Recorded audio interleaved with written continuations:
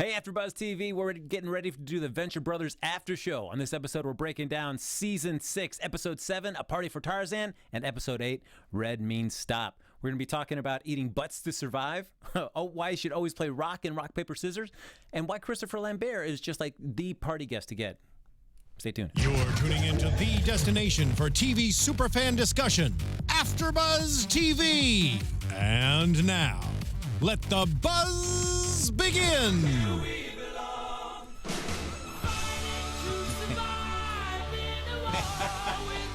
There you go, look at that. As always, for the sweet rock dance, we've got Dave Child bringing it in. It's just how I live. You That's know? right. It's just, I live. I imagine Dave Child doing this every single day, every single moment of his life. Wake up, like.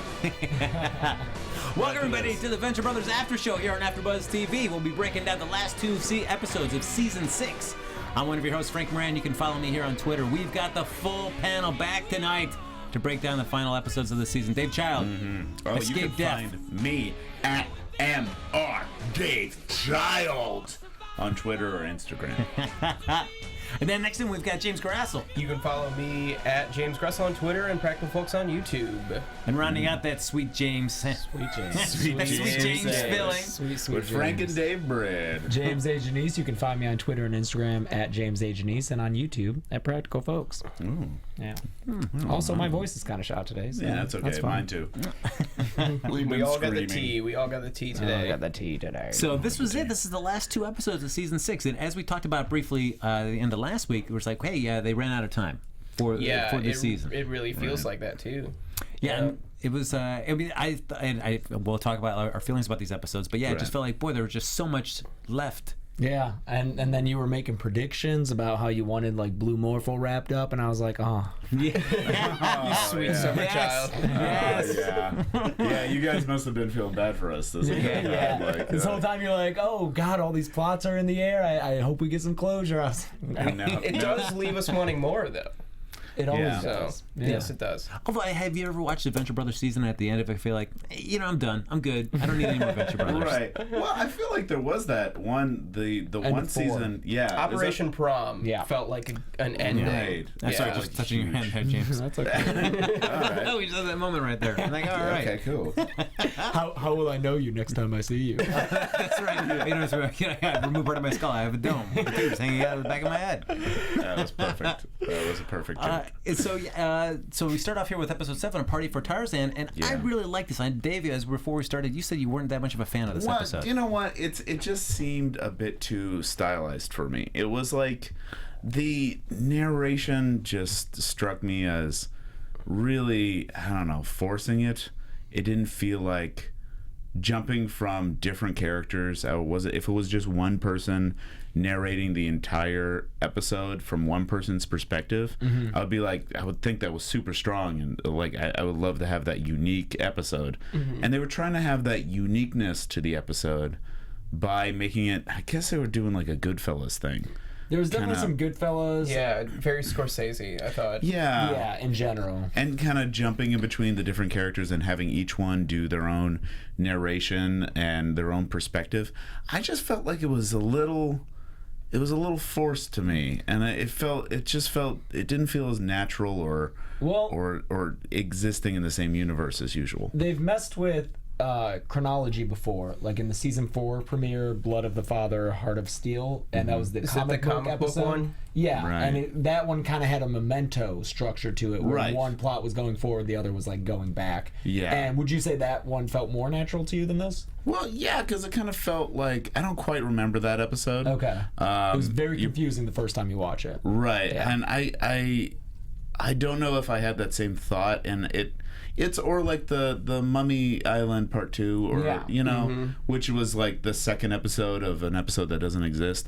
It felt like it was strong parody and a strong like tone and voice, and this one felt like it was the same story we've been talking about. That was except shifting the voice. Yeah, that's where I got hung up as well. Like I liked the device. I thought that the shifting perspectives, and especially seeing, getting each character's kind of look on things was great. But if I would have liked it if it was the second episode of the season or something. Right. I think it was a lot of information that we already knew, and other than maybe 21's backstory. Yeah, we did That get was to cool. see how Yeah. he became a henchman, and my favorite thing about this flashback is that it has the furry henchman in it, because Yes. that was the original character design of those characters in the pilot of the Venture Brothers. Yeah. And then they were like, oh, this is way too hard to animate. Let's just make them smooth for future episodes. Right. But I love how they took this, like, accident in character design and just made it part of the show's canon. Yeah. Like, that was how the Monarch's henchmen used to be.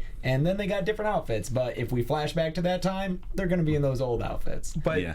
which was super interesting, and like seeing how he met 24 and all of that was Yeah, and I great. like how 24 was just another henchman Yeah. that was there. Yeah. That was cool. They have But- that little look between them. But the Yeah. Dr. Mrs. stuff was all stuff we've already seen, and I think that Right. that for me was where I got hung up on the device. Yeah, it was a lot of stuff that we've already seen, and I think there was some kind of shortcuts and a bit jumps in this episode that really bothered me. Like, I got it. Yeah. yeah, like the I know, whole shortcut. blue Morpho suit. Yes, that's That was exactly what that I'm was like a thinking. huge shortcut that came out of nowhere, and I felt like it was a bit Deus Ex Machina. Like, It used ENSO, which is probably my least favorite character in this season of the He Venture might be my Brothers. least favorite Venture Brothers character. what is that? That's the Taylor. The Taylor. Yeah, the Italian Right. Taylor. There's nothing to him except Yeah. for that. I don't know. I think the concept of someone who makes super suits is good. Sure. Having that kind of Incredibles kind of character, and the fact that he's always spitting on people, I like that. That's fine, but Yeah. the rest of him is just such a caricature with Right. nothing really to him. And then to just bring him up as I agree wholeheartedly, a shortcut for Rusty to get that suit. Like, why would Enzo suggest, oh, a blue tux is what you need?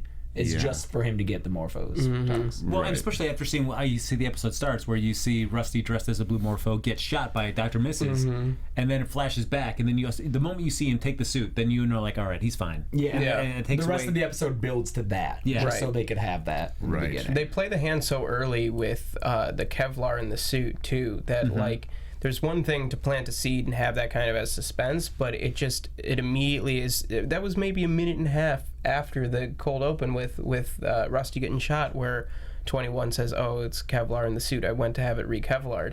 Then you're like, "Oh, there's You know what? no stakes I to think this." I kind of missed that. Maybe I was just lazy watching it, Oh, but you it didn't thought that strike was me another as like, shortcut? yeah, it Oh, didn't okay. strike me as a. When it happened later on, I was just like, oh, that makes sense that this Kevlar in the suit. Sure. I didn't hear that little hint. They did beforehand. plant it, yeah. Yeah, Yeah. if they had not said that line, I think I would have had a little bit more like jeopardy for me in the course of the episode. Right. Like, all right, I don't know that there's a way that he could actually live with this. And then at the end, you reveal like, oh, there's But he's actually also- Kevlar in this. He's Yeah. also Dr. Venture. There's no way he's gonna die. Yeah. There's No, no, you but- know, it's the second to last episode. Maybe they could do a big finale where he dies, but it just did not. I wouldn't believe that he was gonna die at the end. So starting off the episode where, oh my God, one of the main characters that definitely never dies. What's gonna happen? It just doesn't have any meat to it. Although it could have been a great thing where the bullet's placed really close to his heart, they can't get it out, and they have to pull out the shrinking ray again, try to make that work, and try to Rehash do an that. incredible journey inside his body to try to save him. Yeah, that that may would have be been good. interesting. But we don't get that. Instead, we just get a bunch of fractured narratives. Everybody kind of telling a little bit of backstory, and it starts off with 21. I find out I like when he gets kidnapped by the Monarch. His big plan is he wants to make the venture name illegal. So Yeah. every time they say the name, he'd be arrested. And 21 loves that. That's great. Like, that's what convinces him to henge.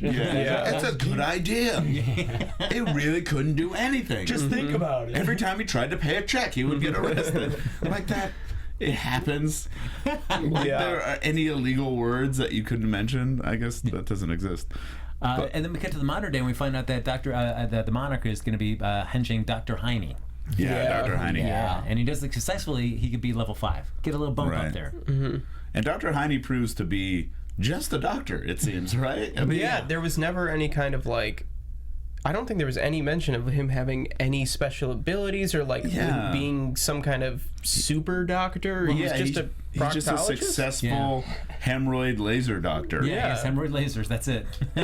Yeah. So that was I did like how in this episode we did find out where the hierarchy of like how they match a villain. Yes. The with- EMAs. Yeah, and I like how it's all it's all because of the original Dr. Venture. I thought Which that is was really great. cool. Yeah, him and the Action Man. Action Man. Anytime Yes. that we delve deeper into the fact that Action Man is just a straight up psycho, I love seeing that because, you know, when we first are introduced to Team Venture, it's like, oh, the successful superhero team, they're all probably good guys. And then, no, Action Man is crazy. Yeah, man. And that scene was just great to see him just pistol whip that guy right in front of Rusty. And the blood just splattering all over his face. It's like the story that Rusty told, where like he would wake him up with a gun and then click and like pull the trigger, but it'd be empty and he'd be like, next time. Not today, Rusty. Yeah, not today, Rusty. Yeah, I also like how we get to see a little bit of the pull my finger, and then I didn't mean the grenade, and then they and he and then he tries to explode the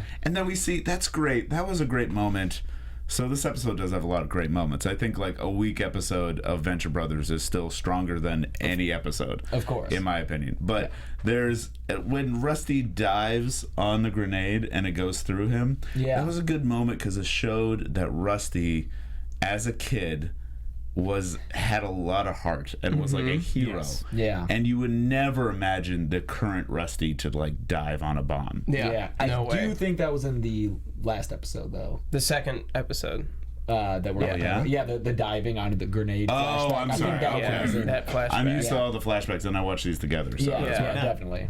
So yeah, but we do have Dr. Mrs. are probably our least successful narrative right there, but she's up there talking about what the guild's doing. They set up this little task force to try to find out who the blue Morpho is. And the kiddie table is another great joke. Watching Ward being like, please. I feel like those guys are just Jackson Pollock and Doc Hammer, right? They actually were originated as Jackson and Doc would just riff, and like they took conversations that they had in the office and were like, oh, that was a funny combo, let's write a character to like handle that. So you're right. Yeah, and they look like the characters. It looks like they drew the character. If you see them in person, they look like versions of Doc and Jackson. So yeah. And they have had one of their eyes each removed. Yeah, that was a big thing that they did. They did that during the Tick, I think. And then they went to this. And what I look at, I mean, for whatever we can debate how successful this narrative was, I do like the flashback that we get when he gets over to Dr. Z. He talks about 1973 in Singapore. Yeah. And how the lengths that Blue Morpho will go for Jonas Venture. Yes. And that's adding to the fact that Dr. Z is probably gay. That was planted earlier in the episode Self-Medication. I wrote down, that's the Boy Adventures one, where they're at the counseling, the therapy session. Right. They end up going to Dr. Z's house. Like, there's like the little robot guy, Astro Boy, and like Johnny Quest is there. Seth Green voices a character. And Dr. Z is there with his wife, and she mentions that she's a beard. And that like they haven't had kids because of that. They kind of imply that he's gay, and that's why they haven't like consummated and had a kid. And Billie Jean King is a lesbian. Yes, the tennis player that he was allegedly having the affair with. Yeah. And so it's most likely what really happened in the reality was they didn't even hook up at all.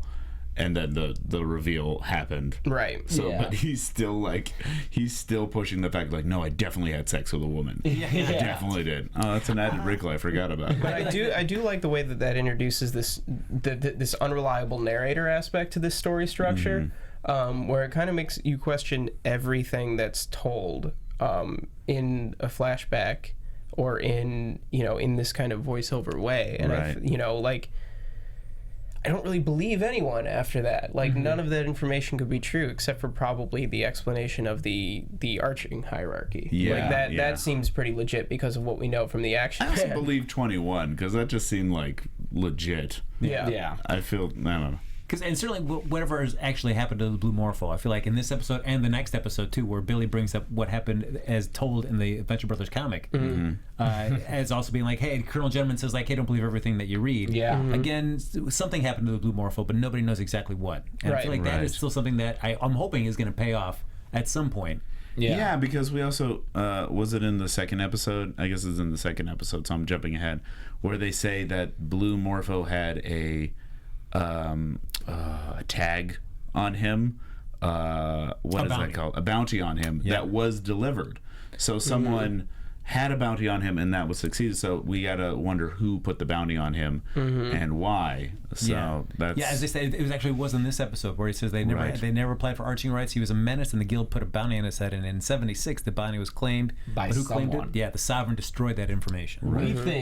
I think that it was Kano, his bodyguard, because in the past Kano has said that he was silent for killing a great man, and we all just assumed that was Dr. Jonas Venture, especially after the orb flashback showed like Kano's predecessor. The strong man. Yeah, strongman appearing to kill the Venture ancestor, but then later in an episode revealed that that wasn't the case. Yeah, he just broke the orb, right? Yeah. he could have actually killed him, but the bounty could have been put on by Dr. Venture.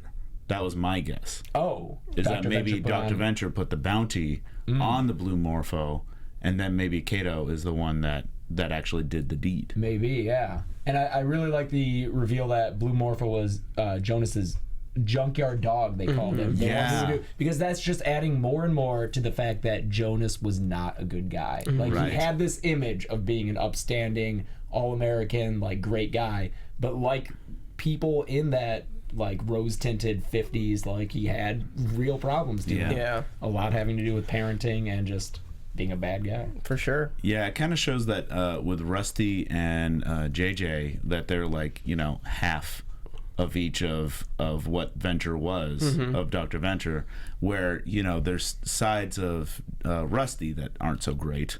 A lot of Rusty isn't so great. A lot. And a lot of JJ isn't so great either. He had a lot of like schemes that he was putting. Well, I think you see it even in Hank and Dean, like in this episode, with Hank being the bartender. Like, Hank is so industrious. Like, he's so good at like doing things. Like, he's the bartender, and he's like, "What do you have?" And he's so into his role as bartender, but he's so dumb. He's like, "Would you like a gin and tonic with gin and tonic?"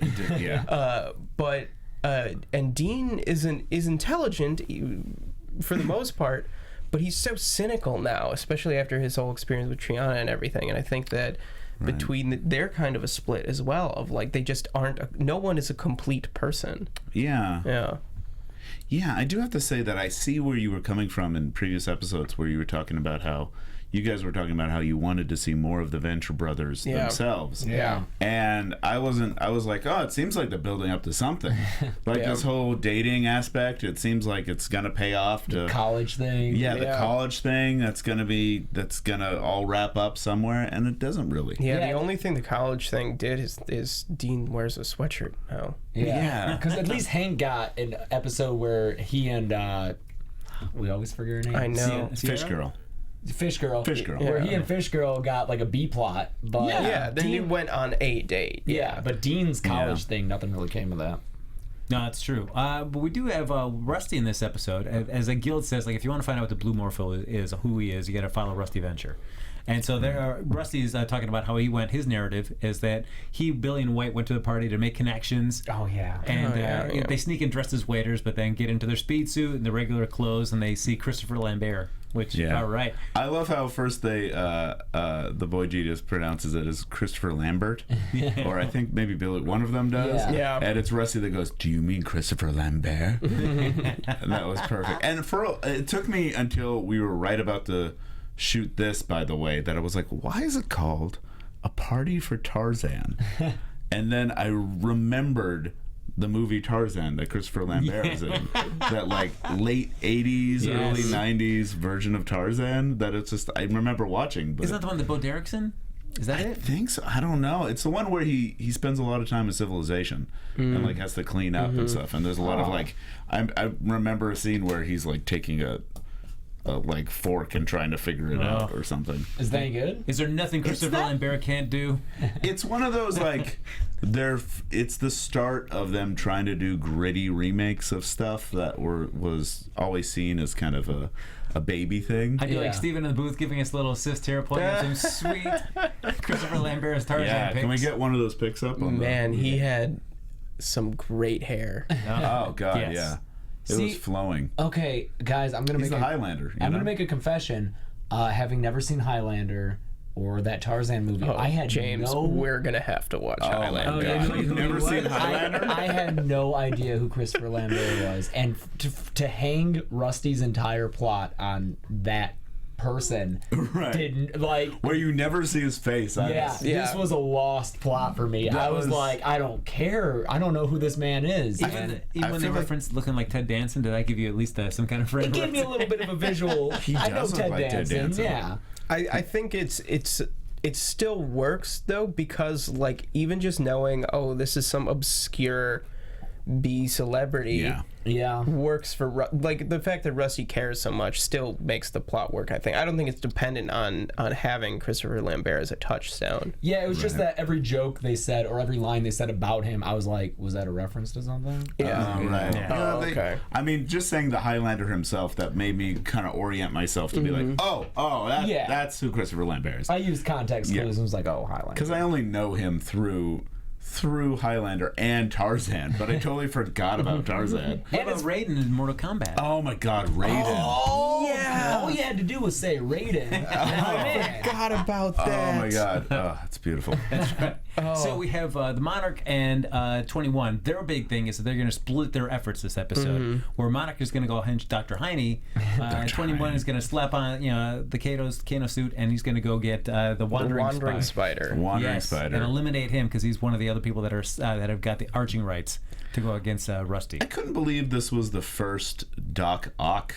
Is this the first Doc Ock spoof that we met? Think so. I think so. Yeah. And it was done so casually. It was done so like, oh, and he's got Dr. Octopus arms. Yeah. That's why he's called the Wandering Spider. Yeah, that's enough. And we get a nice Sounds of the Lambs reference inside there too. Yeah. As 21 tries to help, puts on the sling. Help me with this couch. I can't get it into my car. Like, oh, all right. I didn't actually catch that at Silence of the Lambs. Yeah. So that's perfect. It seemed familiar, but I didn't know what it was from. Yeah. And then I felt like it turned into Miller's Crossing. Yeah, the Pine Barrens and everything. Yeah, when they're just like in the Pine Barrens and he's begging for his life. That felt like Miller's Crossing. And that was kind of an emotional scene. Like I really felt for Wandering Spider there. And for 21. Like 21 does not want to be doing this. Nah, he wants to be a hero. I think in some ways he was happy to be Blue Morpho because he got to be like a hero. He was the one pushing the Monarch in that direction. But then he ended up being a darker hero than he is a villain. Yes. I think in a lot of ways, which is great. And I think the saddest thing is that 21's only friend at this point is the Monarch, and the Monarch closes this episode with his voiceover, and he's giving a triumphant speech, and he's like, "Oh, like I don't care that 21." He mocks 21's hesitation over killing someone and his feelings. Yeah. So that's the saddest thing of all to me is that the only person who might care about 21 doesn't. And I mean, in the end, he does consider him an employee more than a friend, unfortunately. And that's why he'll never be able to replace 24. Friends. So. And we also do have 21 flashing back to, as they say with the Monarch's crew, it's called getting your wings. It's when you kill somebody for the first time, and it's him when they're fighting against Monarch's arching, which is interesting to always hear Monarch arching somebody that we haven't seen before. And Professor Vibrations, which I like. We fought with robots and vibe guns. I love that. I also love, that's actually a good example of the unreliable narrator you're talking about, because he talked about how he just died from happiness. So even in the memory, I got the feeling that maybe he killed him. Yeah, like I agree. Maybe 21 actually killed the guy. It could have been an accidental kind of thing, like he tripped and the gun went off or something. Right, which is how they killed the Venture Brothers in the season 1 finale. Yeah, it was an accidental shooting of them. Yeah, so it felt like that was something he blocked out and has turned into like it died from happiness. And he quickly moved away from that to go into a flashback within a flashback about like the arcade game. Yeah, Berserker. Killing people just to like immediately justify it and give examples of it totally happens. And then we see Rusty. We got the guild assembling over the wide whales, and they're overlooking the Venture Tower. They're watching Rusty inside. They're seeing him. All right, we're just waiting to get rid of him. We got to convince Dr. Monarch. You got to man up. You want to be in charge of this guild. You got to pull the trigger. And we see Rusty inside there hanging out with White and Billy getting ready for the party with their Eclipsium on the masks. And the masks thing, that was another thing that seemed like such a short cut, where it's just like, well, we got to have a reason for him to put on the blue Morpho mask. So he thinks that that's how you look at an eclipse, which is funny to think that he thinks that he has to put on some sort of glasses to look at a lunar eclipse, but he is. just I felt think too he's easy. smarter than that. Yeah, I think he's Yeah. smarter than Dr. that. Venture is Yeah. smarter than that. Yeah, maybe. In the past, he's shown some competence when it comes Yeah. to science, and that's kind of basic knowledge. Yeah. Right. That could be something you could just be confused about. But it was still Yeah. like him putting on the map. It just seemed easy. It just seemed too written to me. And this show's usually not as written. It doesn't feel as written. It You feels don't see the cogs kind of getting into place, right? because there's so much chaos, and then it just builds upon each other, and then they wrap it up in a weird kind of quick way. Usually. Or they don't. Yeah. Or they don't. wrap it up. But so it's weird when they try to wrap something up like that, and then because they put it into this format, they felt like they had to jump to conclusions and have that Deus Ex Machina. Well, I think that the second episode did that so well. Did it perfect. Yeah, like that had Yeah. a lot of balls up in the air, and it felt very natural the way that plot that flowed. was great. Yeah.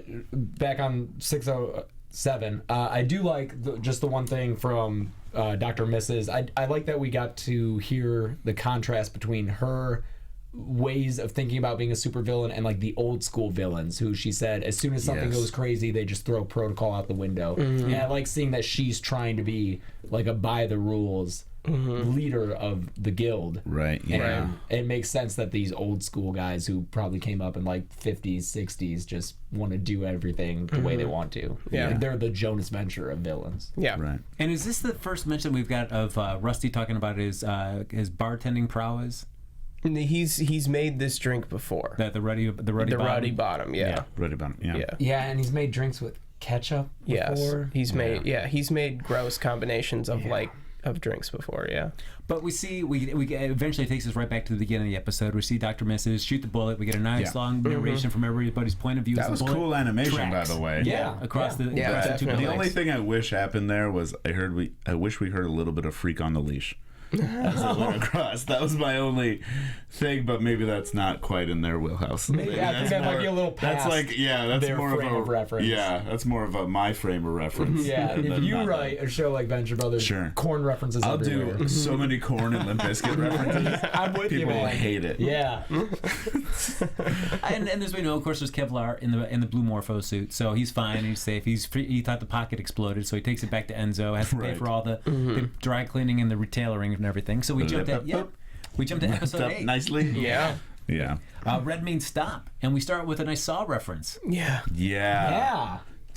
I did not know where they were going with Yes. this for a while, and that was great. Yeah. That was I kept forgetting about it, and then they kept cutting back to it. And I think, was the rest of the stuff was so good that you do forget about it, and then it comes back, and you're like, oh, yeah, what's going on here? Right. It's one of two really excellent non-character pairings that they do in this episode between the two villains locked up in the saw room and the snipers on the roof, Right. who are characters we've never heard before, who we don't care about, but they have these small scenes that are so fantastic, so packed with jokes. That's what they're best at. That's Yeah, what I Venture Brothers completely is best agree. at. Just I having completely these agree. really weird non sequitur moments that are just people talking and having a connection, and then that's it. Yeah. And then that's Yeah, this one was firing on all cylinders for me Right. with Venture Brothers. I think that the Red Death is amazing, and it's so great that it's a dangerous thing to have characters in a show react to another character and say they're awesome because they have to be awesome. Yeah. And Red Death completely lives up to Yeah. that. Yes. Yeah, they did a cool, for one, great character design on Red Death. Yeah. Having this Red Skull type character, and also having it be voiced by Clancy Brown. After we just spent an episode talking about Christopher Lambert, who's the hero from Highlander, and now we meet the villain from Highlander, which is Clancy Brown. It was a great little what? And they don't. I mean, Clancy Brown's also a well-versed voice actor. He does most every cartoon out there. He does the voice for Mr. Krabs, but he's also the big bad guy in so many movies and so many. Luthor? He was in Carnival, I think. Yeah, he was in Carnival, and I know most him from recently Lost. Daredevil. Actually, in the most recent season of Daredevil, Oh, right. he plays the general in that. Yeah. Earth 2? Don't forget Earth 2, guys. Earth 2? What's Yeah. Earth 2? Wasn't that the one that Oh my God, thing? Earth 2. Where they all left and they found another Earth? They found he was in that? Yeah, he was Oh the my he was God. the Is that a pilot. movie? It was a TV No, series. it's a TV series. Steven Spielberg produced TV series. Is it good? Is it still on? I think it went 2 It seasons. was meh. That sounds awesome, though. Yeah, but the thing is, there were like no aliens in it, from what I understood, except for like some animal life that was on the planet. It was like Empty Earth 2? Yeah, it was basically I'm so sold, guys. they had to kind of Noah's Ark it out of Earth, Yeah. and find another Earth, and Yeah. that was Earth 2. And I think there was like some androids or something. I don't James know. is about to dig deep into like late 80s, early 90s sci-fi. Oh, no, never mind. I didn't know it was from that time. It's like same time as Sequest. It's, Okay, Yes. this is pre-prestige television. Oh, okay, yes. never mind. Yeah, this Way wasn't like the before. last Write 3 that years. show now, it'll be a hit. Oh yeah, that'd be perfect. I think it's the 100 actually. I think that's what the 100 is. What's that? You should watch the 100. All right, I will. It's on like is it Fox or something. CW. CW. Right after Legends of Tomorrow. Yeah, which after show we also host. Bing. Something. No, we have the Monarch finally admitting to 21, like, man, things are not going well. My marriage Yeah, is, he my says marriage it out is in loud. trouble. Yeah. Yeah. And that he's masturbating to hentai because he's lonely and unable to connect to real people. Right. Yeah. Just keep sharing too much. Yes. But we find out that Dr. Mrs. and the rest of the guild are in sequester. And so he says, all right, this is the perfect time for us to start knocking off the last 2 people that we've got of these 10 villains that have subarched Dr. Venture. And so the next one is the Red Death. And 21's already like, the Red Death, no way, this guy's too Yeah. crazy. Yeah, That first shot of him is hilarious. It's for all the build-up to see him just sitting in a playground watching his daughter. And then his daughter, and of course she's doing this like little villainous act, like stomping the sandcastle. Yeah. yeah. And he's got the sweater wrapped around his neck. Oh, he's the best. It Yeah. was perfect. Oh, it's fantastic. And he said, but I like that the Monarch is kind of just trying to be kind of sly, and he's like, no, I know who you are, and you got to do a great job. If you want to be a villain, you got to be able to separate your work from your personal life. Yeah, I like how he connects so much with the Monarch, that they have this relationship right off the bat that's like really that they understand each other in a lot of ways. I like that Red Death likes the Monarch's work. Yeah. That's something we never really hear And too knows much about of. it. Like Yeah. he's not just saying that; he knows specific things, like the puppet Right. thing. Yeah, and Which I think we've it's seen. It's like almost a mentor thing that comes back at the end of the episode where he gives the advice to just go and kill Dr. Venture. We do have a pic of Clancy Brown from Highlander right now. Steven, man, on point Just tonight. on point. Man, I Looking forgot good about in a that skull. helmet. In a skull like helmet. I totally forgot about that. Guys, what is this? You know So who's he's also in doing- you gotta Highlander? watch Sean Highlander, Connery. buddy. Yeah, Oh, Sean Connery, man. Colonel Gentleman. Colonel Gentleman, yeah. Yeah. Rodney shot a baby. He's a baby killer. He's a baby killer. Rodney would never kill a baby. Thanks for saving me from that little baby. He was a werewolf. I hope it was a werewolf, because I like the idea of this baby werewolf attacking. Oh, there's no way It was a werewolf. Yeah, yeah, I agree.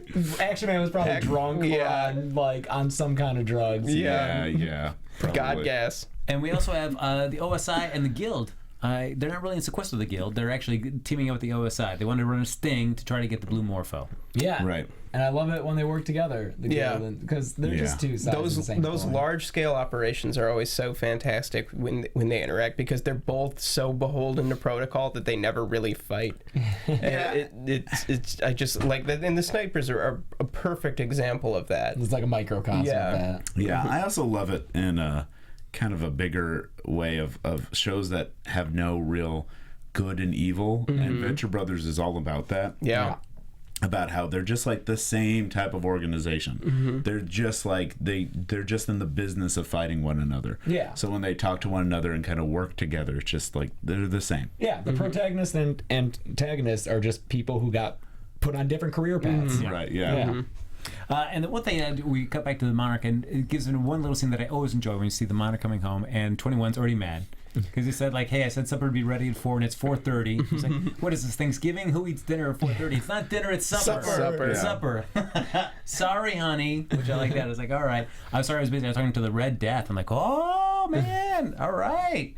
And then the Monarch just pees in the kitchen. Yeah. Yeah. It's like- Yeah. Total Jeez, monarch. Monarch. What a dick.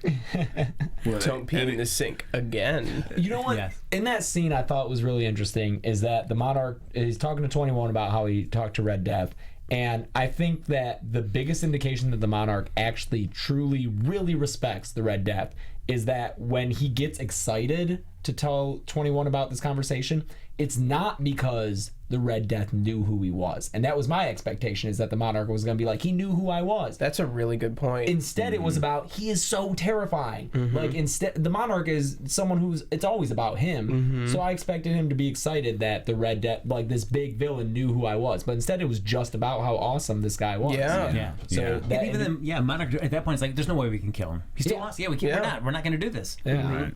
Yeah.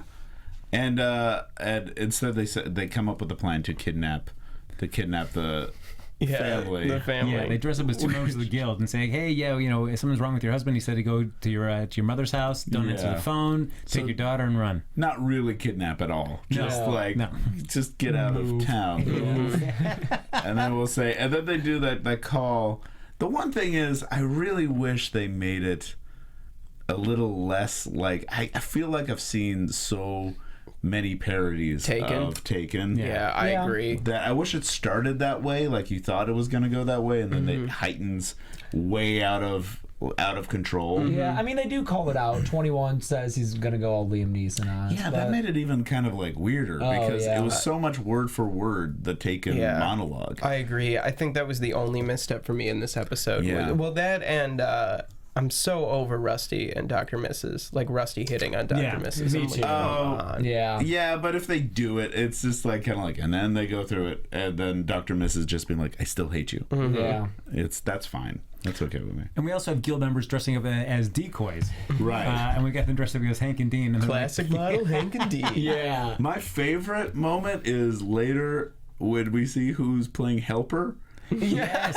Phineas Gage. Phineas Gage playing Helper and might have died. Yeah. He got cut in half. He got cut in half. I mean, he's already kind of in half anyways. Yeah. So he might have survived. Does Brock or Hunter say that Red Death is using live rounds? I have rounds, Yeah, but that scene where Hank and Dean are helping Watch and Ward get in their decoys, and that the email blinking is like, "Oh no, I can't check it until I put my goggle on." Yeah, that's great. Just more. That's why I love those two characters. So wait, why did what is the sailor's name? Shoreleaf. Shoreleaf. Why did he even dress up like Brock? Because he originally was supposed to be Brock's decoy, but then Brock was like, "No, I want to stay here and fight." Right. And that's why they were rock, paper, scissors. Okay, that made sense. It was another one of those things where they didn't say that information. The scene just kind of started. they kind of imply had it. Okay. Yeah, But that's trusting the audience. great. I think that's good writing. I think that was great. that is good. And I do like that Smart Brock just people plays pay rock constantly. Yeah. It's the best thing. It's the best thing. You always play rock, no matter what. And he Brock doesn't think Samson. paper defeats it at all. Yeah. No, but I do like Shirley. I'm still going to keep the wig. I'm still going to wear this. I'm absolutely going to be doing that. Right. And then during this episode, we're also cutting back to our two guys. They're trapped in the bathroom. And we find out that by this point, one guy's been living by eating all the dead people's butts. Yeah, I love how they're setting up the little hints that they do throughout the Saw kind of storyline, where he's like, why is your chain much longer than mine? He's like, just forget about it. Yeah. And he reveals that he's been there like weeks, and that there's food being deposited, but he's convinced it's poisoned. He's basically got to get little hats on the legs and stuff. Why would you not want to eat this? Yeah. Yeah, and I really didn't. I really was trying to figure out how it came across my mind that it could have been the Monarch kind of setting this up, but I felt like that doesn't make sense. Yeah. Why would they do that? And then the way it wraps up is just perfect. Oh yeah, so we'll get to that in a moment there. But then we again we have a moment for the Red Death as he's about to go and start the Venture Tower, but he's talking to his wife. Right. It's like, "Hey, you want me to refrigerate dinner and zip?" Like, "Oh, that's great. You want to roll with it?" "No, the gravy will make it mushy." I said, "What about the brownie in their cuddles?" Like, "Oh yeah, that's just awesome." I love. I think that the show, when the show is juxtaposing the serious-minded parody things that they're parodying, comic books or adventure series or whatever, with just mundane details, is when the show is operating at its highest level. Yeah. and the Red Death was the perfect embodiment of that. Yeah. The other one that I love is just in terms of talking about comic book characters is as Shore Leave's taking the boys to what he thinks is this great nightclub, the Limelight. It turned out to be a mall, but he does say that there was a giant chicken dancing with Richie Rich. So the idea that Richie Rich, the comic book character, exists as a real person inside the Venture Brothers universe, I love that I idea. didn't catch that. That's funny. I was like, oh, that would be. I want to see Richie Rich now so bad. Maybe. Right. Yeah. Yes. He's been planted. And then we have Monarch, and then we have Action Man and Rusty and Billy hanging out over there. Right. Because Billy is good. still obsessed that he thinks that Rusty is the blue Morpho. Yeah, Yeah. it keeps dropping like if you're feeling kind of blue, Yeah. and put a distraction. Yeah, he's like, knock it off already. What's going on? Yeah. And this scene isn't, it's not too big of a scene, but it is the one that I come across quoting the most. Like, For sure. earlier, just that baby killing stuff. It's probably So the voices. funny. Yeah. It's Colonel Gentleman's voice kill being my like, baby. baby killer. And then Billy's mom. Like, you're not a baby killer. Like, that is Yeah. quoted multiple times a day. Yeah. And I love just like the war stories kind of aspect of it. That they're just sitting around like, oh, remember when you killed the baby? Like, Yeah. Like so casual. It's Yeah. just like, oh, I'm just yanking your chain, but you did kill a baby. Yeah, it's fine. But you It was a wee little baby with a silver bullet in its brain. yeah. And I do like when that conversation ends and Rusty says, I head back to the tower. And Billy says, oh, he goes, oh yeah, it's he does like his little wink to him, like wink, and he's like, oh yeah, go say goodnight to your boyfriend, wink, just like, just enough of the blue Morpho stuff, please. But we see them duking it out over there. We kind of see just the elaborate ruse that they're trying to make it look like the sting operation happening. The blue Morpho never shows up because, of course, we know the blue Morpho is the Monarch, who's basically trying to get the Red Death on his own terms somewhere else. And we see, And that Taken, after the one thing I do like about the Taken conversation is when it's done, just hearing the Monarch go like, sorry.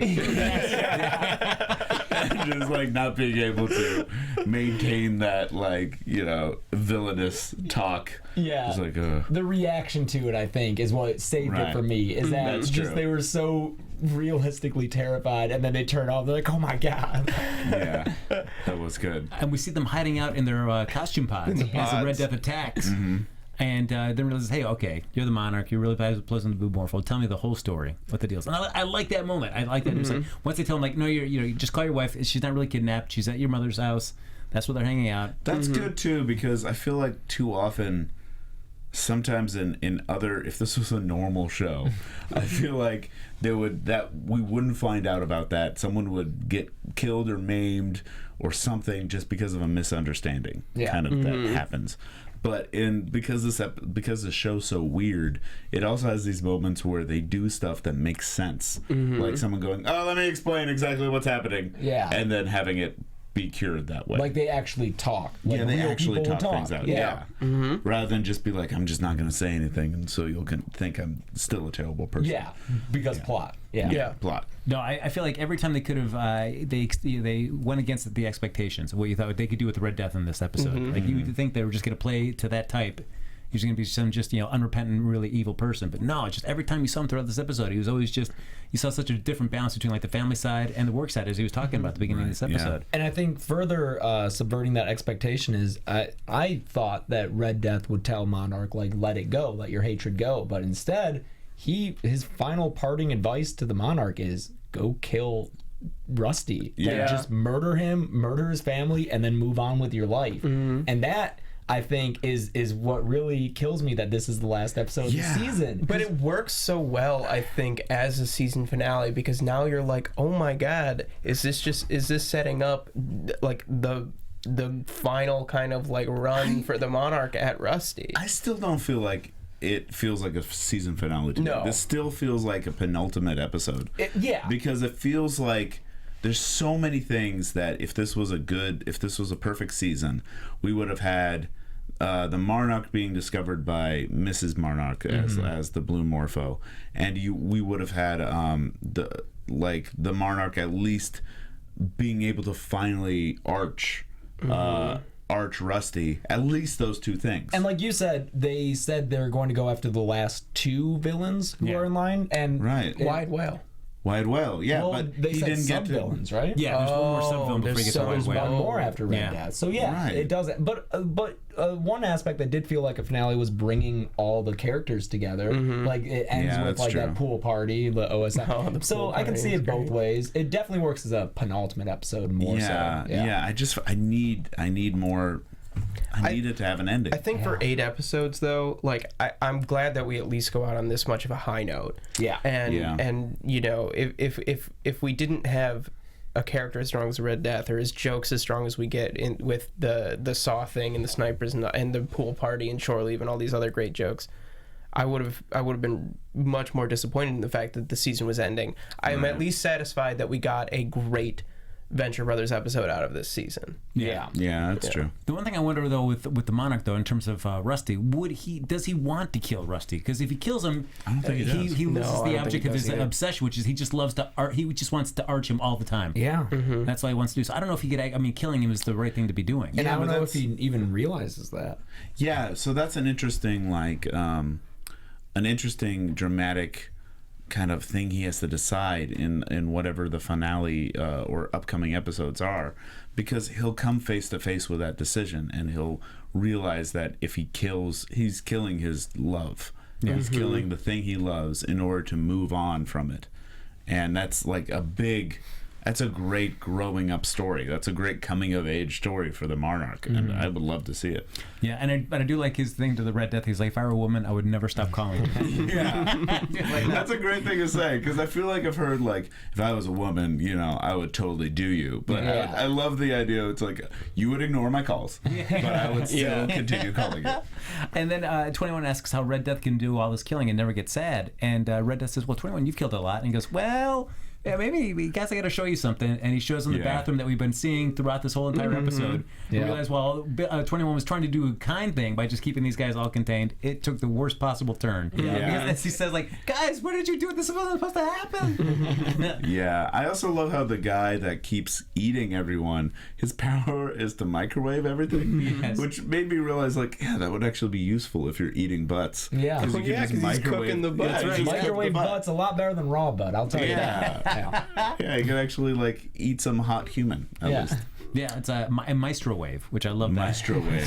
What a great name. The guy was a termite or something. Yeah. I don't actually have those powers. It's in the helmet. It's all the helmet. Yeah. Phileas, whatever. Yeah. And then we found Monarch's, the only thing he's mad about is the fact that 21 didn't tell him they had a bathroom. Yeah, had a there. bathroom down there. Yeah, like, why didn't you tell us that part?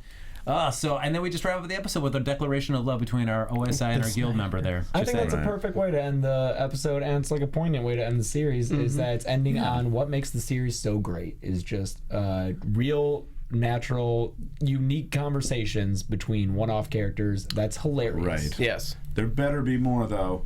Yeah. There better be more. Because this did feel like... I guess the reason why it bugged me is because we had such a gap between the last season and this season. Yeah.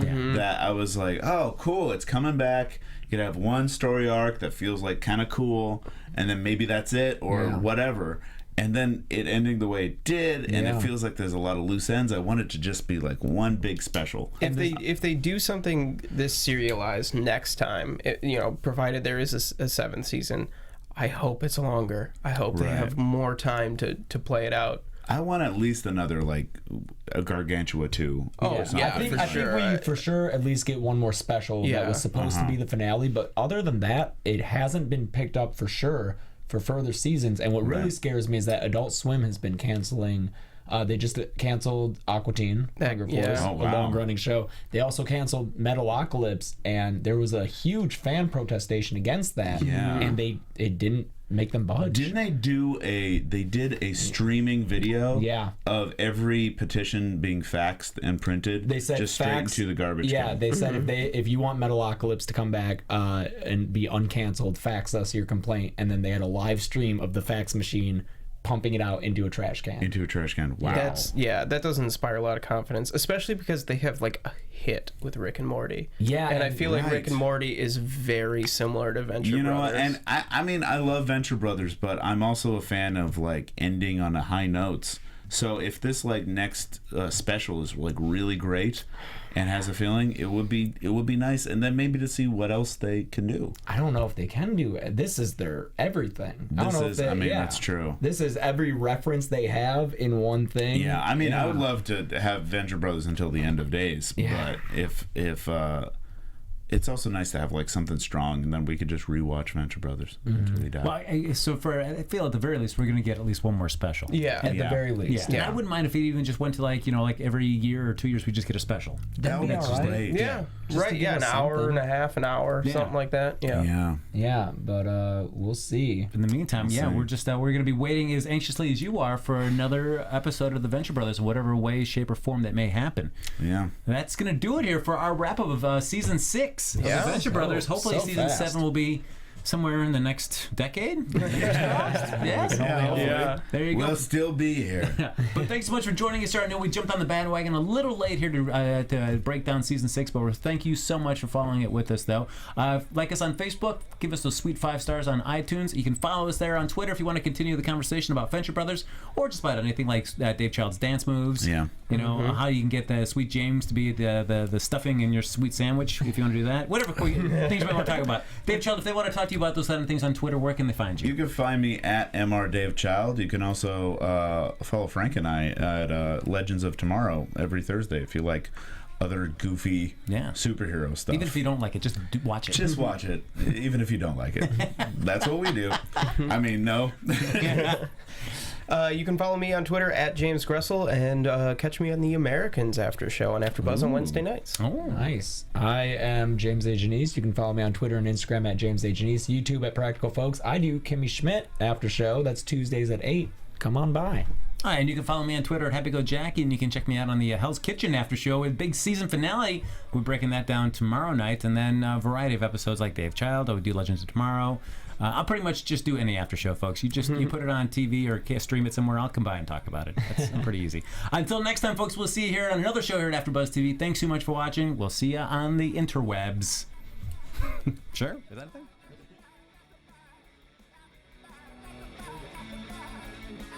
From executive producers Maria Menounos, Kevin Undergaro, Phil Svitek, and the entire AfterBuzz TV staff, we would like to thank you for listening to the AfterBuzz TV network. To watch or listen to other after shows and post comments or questions, be sure to visit AfterBuzzTV.com. I'm Sir Richard Wentworth, and this has been a presentation of AfterBuzz TV. Go Team Venture! The views expressed herein are those of the hosts only and do not necessarily reflect the views of AfterBuzz TV or its owners or principals.